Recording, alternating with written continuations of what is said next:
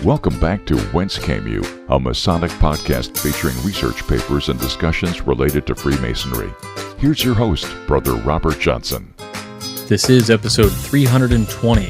Welcome back. This week we're going to continue on with the Swedenborg series from the Rosicrucian magazine, and we also have another piece from the Heretic Times entitled Rennes-Le-Chateau, a Masonic Temple, and I also have another piece from the Midnight Freemasons, so stick around for this amazing episode. In the news this week, I need to say that I know in a previous episode I said I wasn't going to dive into this Francken Manuscript, the 1783 Francken Manuscript to be exact, and you know what, guys?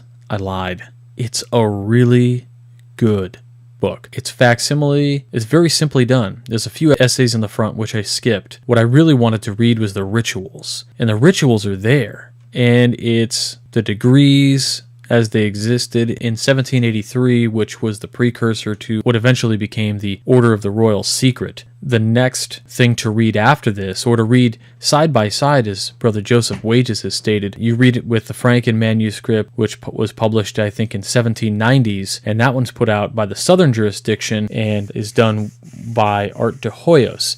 So reading them in succession or together is recommended, but it's so amazing to just get into this book and you just read a degree a day. It's outstanding. It's really cool. You learn some amazing things like, there are people in our degrees that we just call whatever their title is, but they have names and you learn those names and stuff. It's really interesting. Check it out. But in the news regarding the book is not so much that book, but the Northern Masonic jurisdiction who has just released The Spirit of Freemasonry, which is based on some additional manuscripts that were published. So check that out. I think it's like $75 on the Northern Jurisdiction's website, and it's $10 to ship. It's 500 some odd pages, so decent book. I'm assuming. I haven't checked it out yet. It is on my to-buy list right after I buy that Southern Jurisdiction 1790s Francken Manuscript. I do want to check out those things side by side, and of course, eventually, I want to read that former document from which this all came, but more on that in the weeks to come when the book finally comes out. Check that out. It seems really cool. You can read about it on Chris Hodap's blog, freemasonryfordummies.blogspot.com. I think it's the first article up, and it probably will be when this episode goes live. If you're listening and you're way in the future and this is a past episode, you want to look back at Wednesday, November 8th, 2017. With that, let's get right into the first piece, which we will also continue into the next episode because this is, again, continued at the end of this reading. So here we go. Swedenborg and His Alleged Masonic Connections by J. Heindel, continued from May. There is a systematic silence in relation to Freemasonry in all the writings of Swedenborg. Not once is this subject even mentioned, and yet his whole theology is Freemasonry pure and simple, and can be summed up in two general doctrines conferred by his personal experience. First, the absolute truth of the existence of God, and second, the absolute truth of immortality.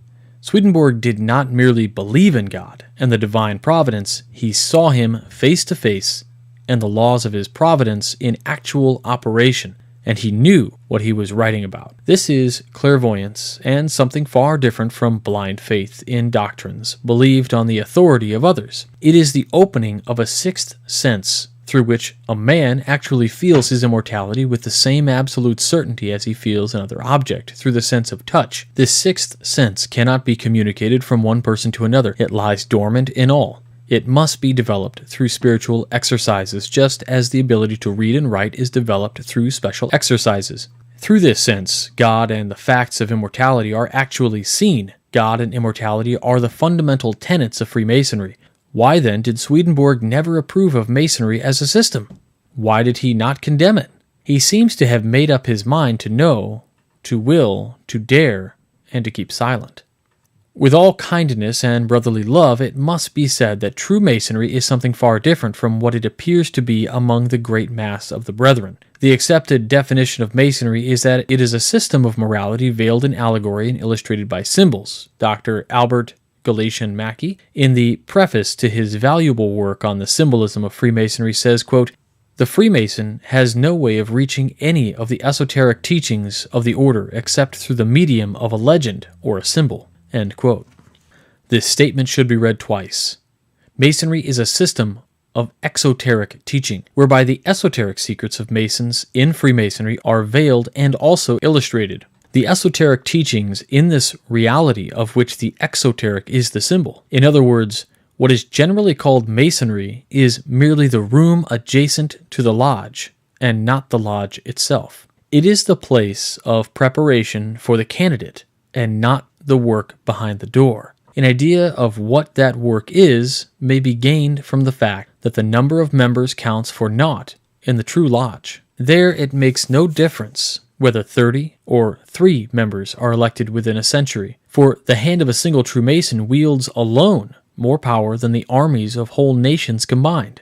In the true lodge are conferred greater honors than any king, prince, potentate, or other dignitary can bestow.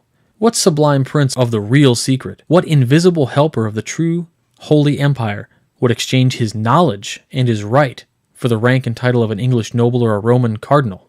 The latter are clothed with vestments of royalty and priesthood. The true Mason goes through life clothed in a humble garb of a workman who is ever ready to serve the lowest outcast on the wayside. The priest and the king are made by others. The Mason is a Mason. He gives his alms in secret, not letting the left hand know what the right doeth. He is unknown to all except his own. He knows that worldly wealth and honor are as stubble compared with that wealth and honor which one may gain in a world, quote-unquote, where the moral needs of mighty empires are styled like baby lips upon the mother's breast, end quote. The first lesson of exoteric Masonry seems to be that a Mason needs no weapon, either offensive or defensive. Probably few of the brethren realize the greatness and sublimity of this lesson. Masonry needs no weapon. It is above and beyond anything that can offend it, and it has therefore no need to defend itself. It is beyond the reach of steel and tongue, of sword and pen, and its work is so sublime that kings and monarchs have exchanged the scepter for the trowel and their crown of jewels for the working tools of an entered apprentice. If those who in the goodness of their heart think it their duty to defend Masonry against the accusations of Catholic hierarchy or against the influence of corrupt politicians would only think of this lesson, they would never, to the eternal shame of their order, fall so low as to give an unfriendly answer to such inarticulate prayers for a glimpse of light in the dungeon of despair. They forget that they are Masons, and not politicians. The true Mason looks at attacks, these arrows shot in the dark without a goal in sight, as a modern soldier with a high explosive in his hand would look at the stone knife of an ancient brother who came this way a few thousand years before him. There is nothing in the Catholic Church or in any other institution that can in the least offend Masonry. On the contrary, their very attacks prove their helpless ignorance and their greater need of help. Even the Pope has his station in the lodge, and he must stand there whether he likes it or not. The Roman Catholic Church has many things in common with the universal brotherhood of humanity, and following the inevitable decree of invisible helpers, man will again join together what men have for a time put asunder. The fatherhood of God and the brotherhood of men have no place for a single outcast. The Student of Freemasonry and the Catholicism, written by an authorized messenger of the elder brothers, is able to lift himself above the conflict that exists between the representatives of the two great institutions, because he knows that they are both under the absolute control of the invisible leaders who guide us all. Why should these two institutions hate and persecute each other with pen and sword when they are both necessary to carry on the work of evolution? It is true, water and fire do not agree. But what would our earth be without water or without fire? Is there not room for them both? There is good in both of them. After the Great War, human beings will become less inclined to condemn one another on account of the errors and the passions of the past, and will work together more and more for their own good, as they find it here and now. The last numbers of the Masonic magazine The Builder contain the reply of the Grand Commander Albert Pike to the encyclical letter Humanum Genus by Pope Leo XIII, which letter was published in previous numbers. There is the representative of 2 million Masons accusing the Catholic hierarchy of having burned to death 34,656 men and women during the Inquisition from 1481 to 1783. Here is the representative of 200 million Catholics indirectly accusing the Masonic hierarchy of having destroyed the souls of 79,332 men and women together through their hatred of the Church. Meanwhile, the recording angels are keeping the account, and the law of consequences will adjust all differences with absolute justice. This law ordains that each individual, each institution, each nation, each race must reap what it sows. The student of Rosicrucian philosophy will discriminate and observe events in their relation to their deeper causes. He will learn that under the divine providence there is absolutely nothing left to chance, and that in the end all things work for good. He seeks the good in all things, and therefore he is no more afraid of the thunders from the throne in the Vatican than he fears lightnings from the throne of the Superman. He sees the sun behind the clouds and knows that the storm will pass in due time. The candidate who keeps his eyes open can learn much from the Masonic ritual. He is taught how the human race, when in its poor and blind and absolutely helpless condition, can neither offend nor defend itself against the invisible powers, is led by the help of natural laws to the silent gate, where the reaper with the scythe demands the pass that all must give. There the candidate must wait until the clock of destiny strikes his solemn hour before he can join that innumerable caravan that moves to the mysterious realm where each shall take his chamber in the silent halls of death. There he meets the all-seeing eye, penetrating the innermost recesses of the human heart and all his thoughts, words, and acts which he has tried to conceal in a world where hypocrisy and deceit often parade as virtues appear to the sight of all. For there is nothing secret that shall not be revealed.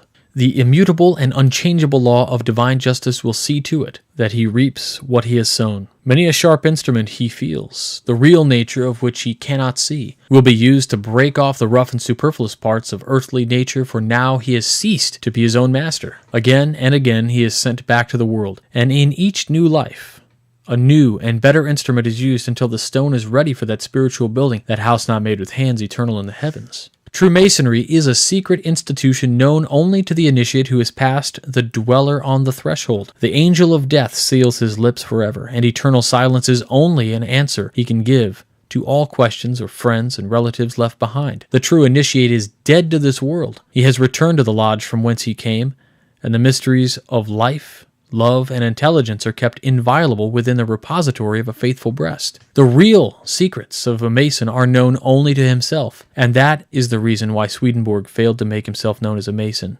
Only the Mason knows the brother Mason. He needs no grips or signs to show where he came from. He knows his brother afar off, in the dark as well as in the light, and he can communicate with him in a language so perfectly that hypocrisy and deceit are unknown. The true Mason has indeed a charmed life, but if you watch his charm closely, you will discover that it is no watch charm, and that he does not wear it where it can be watched. He has no desire to follow the Knights of Columbus, the SA, or the YMCA, or similar organizations in their good work. He appreciates the insight of the government in refusing to allow Masons to take part in any service that would place Masonry on the same level with public charities. Masonry is a secret institution, and not to be classed with the public charities through which it works. A Mason's charity is invisible, and any attempt to make it visible will lower it in its efficiency and in the estimation of mankind. If the lesson and the obligation of secrecy are not heeded in the lodge, they will be taught in public, in such a manner that they cannot be misunderstood. To be continued. Well, there you have it, some really interesting points of view there by J. Heindel, especially his views on our charity work and what cannot be described and the attributes of a true Mason. I find myself feeling as though I was reading a stump speech. Very powerful words, inspiring words, in fact. I found them inspiring. Others may find them inflammatory, and that's okay. This program is meant to help us learn, and sometimes we get uncomfortable, and getting uncomfortable is okay. That's a sign of growth. So on with the next piece this week is a great piece, again, from thehereticmagazine.com, Rennes-Le-Chateau, a Masonic Temple, by Duncan Burden, published April 10th, 2016. The famous Rosslyn Chapel in Scotland has been described as Freemasonry in stone, with such features as its iconic and rare 3 pillars at the head of the church. Even in the few Masonic manuscripts that exist from the very early 18th century, there are references to Freemasonry being supported by 3 pillars, representing wisdom, strength, and beauty. As it is relatively rare to find 3 physical pillars at the altar end of a church, and even more rare to have each column being so particularly different in design, implying each pillar had an intentional and additional significant meaning, the assumption is taken that their presence at Rosslyn is a visual representation of this classical Masonic expression. Yet, besides this focal element, the chapel also has other aspects to which a Masonic value has been attributed, such as images of heads that appear injured in fashion, similar to punishments found in craft ceremonies, and other images showing characters touching areas of the body that would be laid bare when passing through various rituals found in the fraternity. Then there is the enigmatic legend of the apprentice pillar, and how its sculptor was slain by his master through an act of jealousy, and the King of Terrors engraving a term still found in English rituals. Furthermore, of course, the chapel's very existence is linked to one of the most important Scottish Masonic families, the Sinclairs.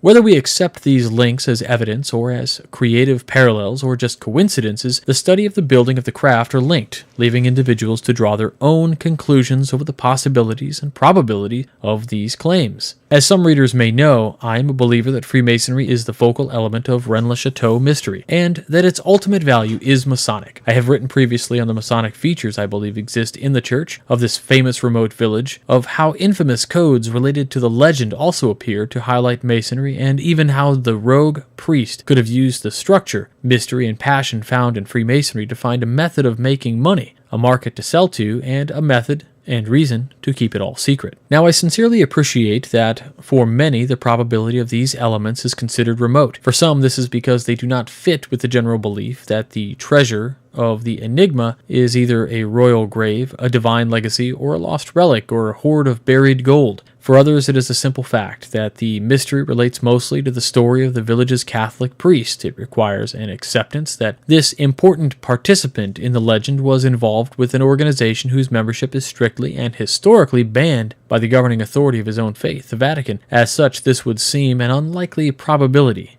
But is it? In the story of Abbé Saunière, he is hardly presented as the modeled Catholic representative, let alone a priest. He apparently continued to offer Mass when his superiors had suspended him from office. He seemed to be more than slightly evasive when formally asked to explain his finances and apparent access to excessive funds. As such, would it really be impossible that he may also have had a Masonic connection? Indeed, this is highly speculative, but perhaps less so when it is noted that not only are there Catholic Masons worldwide, other French Catholic priests are known to have joined the fraternity. For example, in 2013, Father Pascal Visson, a French Catholic priest, was announced to be member of the Grand Orient of France, the oldest Masonic Grand Lodge in mainland Europe. He apparently became a Mason in 2001, 5 years after he was ordained as a priest. It was not until 2013 that his membership became known to his Catholic superiors, when his bishop was then forced to suspend the 43-year-old priest from duty. So we can see that it can happen, yet the question remains, did it? Why would a Catholic join Freemasonry? Well, like most people who join, they join out of interest. The nature of the interest may vary, but usually they discover through asking that Freemasonry is simply an organization offering a system of moral and charitable instruction, and not any alternative religious experience. In addition, the classically educated priest would quickly recognize that the system of education in Freemasonry is based on the same classical systems of the Church, such as those of St. Augustine and Hugh de St. Victor, and the promotion of the 7 liberal arts and sciences, together with the accepted Vatican stance on historical works such as Plato's Timaeus, with this being both explained to an educated individual and then experienced after joining. It is understandable why Catholics and their priests do become Freemasons, but again, this does not mean that Saunière was a Mason, and indeed no evidence exists that proves he was, although, as history shows, you do not need to be a Mason to actually profit from Freemasonry. How is this possible? Recently, I engaged in a project to review the earliest linguistic descriptions of Masonic ritual. Most modern Masons are aware that the strict rhetoric of the ceremonies performed today is only around 100 to 150 years old, and that the regimental structure of the present rituals is the result of the various styles and systems that existed prior to this more standardized uniformity. As it is known that the existing rituals are conjured from the older texts, many studies exist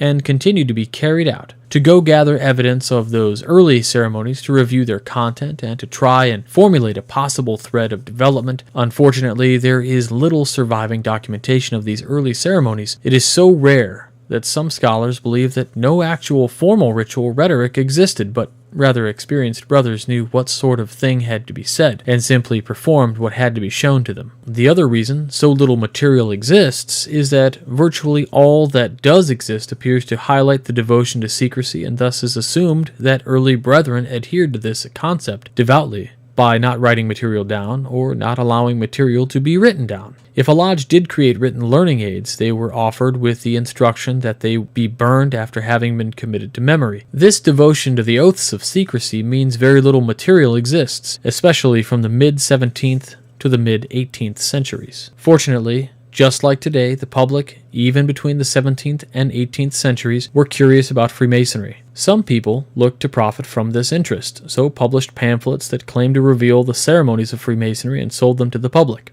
These pamphlets are known as exposures, and examples date from as early as 1723, and are now the focus of research for modern Masonic scholars. Indeed, as these pamphlets were produced purely for profit, their content could be considered dubious, as a buyer would have had only the author's word that these were genuine. However, as modern research continues, Masonic scholars have found different ways to which to distinguish the dubious papers from those that seem to relate to genuine Masonic ceremonies. This is through scholars noting how popular certain exposures were. For instance, were they reprinted? Another method has been to cross-reference when a popular pamphlet was released in a town and or city, and to ascertain whether it would be referred to in an official Masonic meeting or minute book, to see if the publication made an impact and whether that impact was seen as a negative or a positive one. The minute books of the Premier Lodge of London record various publications and show that at times Masons were so concerned about the content of some exposures that they felt forced to change some parts of their ceremony and or to swiftly pass rulings to try and protect the craft. Another method of authenticating these historic pamphlets was to look at surviving copies, see where they were found, and if anything on them seemed to verify them. Now, for myself, I have been studying these documents for a particular project, but in doing so I found something that could be of interest to those interested in the Rennes-Le-Chateau mystery. In 1744, several exposures of French Freemasonry were released in France. One in particular was so popular that it was recorded as being in print until at least 1747, with additional material. The author of this pamphlet is unknown, but its popularity is without question, and it was called The Perfect Mason. In Freemasonry, every Mason is specifically told what the secrets of the craft are, and that it is only the handshakes, passwords, and signs which denote how far a brother has passed through the craft. These are taken as prized secrets, and part of the agenda of these pamphlets was to reveal those secrets, offering the opportunity to the reader to pass themselves off as a real Mason. The Perfect Mason, the author gives the word-by-word description of the ceremonies known to them, including the words they offer as being the secrets of Freemasonry. One of these words is not a word used in English Freemasonry, so to me it stood out. It stood out for another reason. I had seen the word before.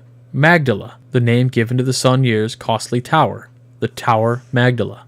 This could be a creative coincidence, but in the Masonic ritual, when a secret word is given, it is attributed with a meaning, and that meaning is also given in the ceremony. The text that the ritual given in the Perfect Mason continues and follows this Masonic tradition, expressing what the word Magdala is intended to mean to the brother. This meaning is tower. Remember, this is not from the secret Masonic document, but from a public and popular document published in France from at least 1744 until 1747. This coincidence could be extended when reviewing the name Saunier gave to his other costly building project, the Villa Bethania. Bethany is the village just outside of Jerusalem where the tomb of Lazarus is said to be situated. The famous story of raising from the dead is a focal point of Masonic ritual and the very name of Freemasons, sons of the widow. The only other building Saunier appeared to show a special interest in was his own church, which he had engraved with the motto Terribilis est locus iste, meaning this place is terrible. The quotation is from the Bible. When Jacob had a dream, he climbed the ladder to reach heaven, where he was awestruck by what he saw. Jacob's ladder has long been a part of Freemasonry and is still evident on the tracing board of an entered apprentice Freemason. Its relevance to Freemasonry can be traced clearly to the early 18th century and appears in various exposures, even in the Perfect Mason. Saunier did not have to be a Mason to access these terms to create his own sanctuary for Freemasonry at Rennes-Le-Chateau. Instead, he would only need a copy of this, or another French exposure. He would have been aware that these were published purely for profit, And this would have given him both the idea and the vehicle as to how to make money himself from those passionate about the craft. I personally believe he knew more than offered by these pamphlets, but I believe he used the material to set the scene in the village to encourage benefactors to believe he could pass on what all master masons are told to find, that which was lost, the genuine secrets of a master mason, a prize a devout mason may be willing to pay to receive. Duncan Burden has been a Freemason for most of his life and is a member of various Masonic bodies such as the Royal and Select Master Masons and Operative Masons. He is also a member of various Masonic chivalric orders, including the Knight Templar and Knights of the Red Cross of Constantine. Born on the Norfolk coast, he now lives in Hertfordshire, England, and his blog can be found at humblemason.com.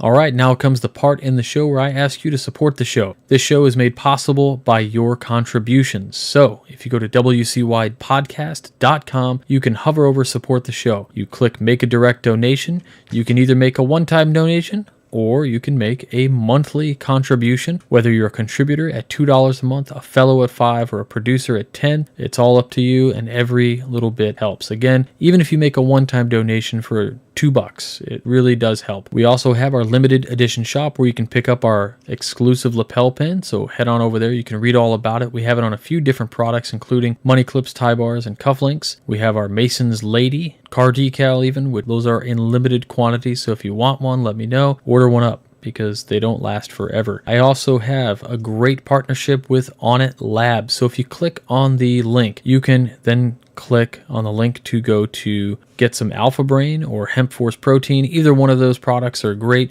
but once you click through our links, do some shopping there, and make sure you use the promo code WCY at checkout, and you'll get 10% off your order. It's a great way to get something for yourself. It's a great way to support a good company that's all natural, and it's also a great way to support this show. So check that out. And we also have a great sponsor, Brother Levi Banker of Banker's Best. So go to wcypodcast.com, click on the links. That'll take you to buybankersbest.com, and you can get some really great beard oils and balms, all sorts of great stuff that he's got out there. And he's a brother right out of St. Louis. He was there when they read my petition at the Valley of St. Louis, in fact. So great guy. He even worked with a Masonic artist to come up with the artwork for the product. It's great. And again, if you use the promo code there, BBWCY357, 20% off. It's pretty killer. So check that out. And lastly, we have our WCY and Thrive account. That's how you support the show. That's how we continue week after week and bring you 320 episodes for free. And now we'll go into one last piece for this week from the Midnight Freemasons. Now, this piece is actually from a guest on the Midnight Freemasons. I've had the distinct pleasure of having a really unique dinner experience with his brother, Brother Robert Jackson.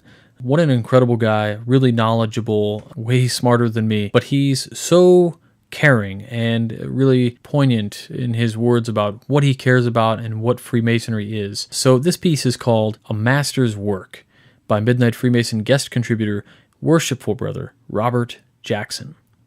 I've heard before that our job as Masons is to make more Masons. What does that mean? How do we successfully do that job? In one light, we can think that it's just the degree work. Open the doors, get them through, either through one-day classes or in the traditional method. But does simply taking a degree make a man a Mason? If you're reading this, I'm betting your answer is no. So how do we do our job? Much like fatherhood, there is no real instruction manual. What is the best way to make a Mason? I would argue that making a Mason has little to do with kneeling at the altar and taking an obligation. Funneling people through the machine doesn't make Masons. Churning the machine, however, does have an impact on the fraternity. The importance on the ritual can be diluted, and worse yet, the Mason supportive of the machine can burn out through a serial repetition of degree work. So, if our job is to make Masons, how else can we achieve this goal? Throughout our lives, we rarely have a comprehensive view of the full impact of our actions, either good or bad. Everything we do has an impact on others, whether it's holding a door open for somebody, hanging with a friend while he's getting his first tattoo, or cutting somebody off in traffic. Your action ripples, and at least partly determines what kind of day somebody is going to have. Beyond that, their actions from day to day could impact their life for years to come. Cue butterfly effect. Note that none of these scenarios required the recipient to be a brother. By being men of strong moral character, applying those working tools each day, we spread a positive opinion of the fraternity and the craft. A courteous and helpful hand, who just happens to be wearing a Masonic ring, could do more for our fraternity than all of the advertising campaigns combined. More importantly, however, we are able to distribute the compassion and care that our world seems to so desperately need. I would humbly submit that the best way to create Masons is simply by living the lessons of our craft, spreading the cement of brotherly love and affection. Robert E. Jackson. Robert Edward Jackson is a past and presiding master of Montgomery Lodge located in Milford, Massachusetts. His Masonic lineage includes his father, grandfather, and great-grandfather, a founding member of the Scarsdale Lodge 1094 in Scarsdale, New York. When not studying ritual, he's busy being a father to his 3 kids, a husband, Boy Scout leader, and a network engineer to pay for it all. He can be reached at info@montgomerylodge.org. Well, that's it for this week, everybody. I hope you enjoyed. I know I'm always enlightened by the material we get to read here. Spread the word. Share this show with your friends. Share it with your new brothers. Share it with your family who wants to know what Masonry is. We've got some great episodes back in the beginning that explain Freemasonry pretty well. If there's a particular episode you love, share it. Share it with your lodge. You can do all this cool stuff. If you have a lodge page and you want the podcast to be on your lodge page, let me know. I'll send you an embed code that'll always have the latest episode and a player on your lodge page or whatever you guys want. But in any case, I just want to thank you for listening and for coming back week after week. It's really been an absolute pleasure to bring you this stuff. And if you like Masonic podcasts, as I know you do since you're listening, go on and check out the Masonic Roundtable live most of the time, every Tuesday night at 10/9 Central. And don't forget about the Midnight Freemasons, publishing 3 articles every single week, Mondays, Wednesdays, and Fridays. Except for last week, we did Monday, Wednesday, Thursday. My fault. Check it out. We'll have some great content coming up. I've got a couple great pieces from Brother Scott Duvall coming up. I've got another great one from Bill Hosler coming up, which is going to be just fantastic. I know you will all enjoy. And we've got some more from Todd E. Crease and 33rd Degree as well. With all that, I know you're probably Masoned out for the day, and that's not a bad thing. So go change some lives, go change the world. Until next week, stay on the level. For Whence Came You, I'm Robert Johnson.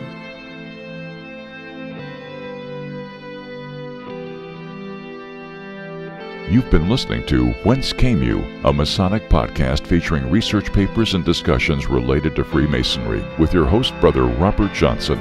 Be sure to join us for our next edition.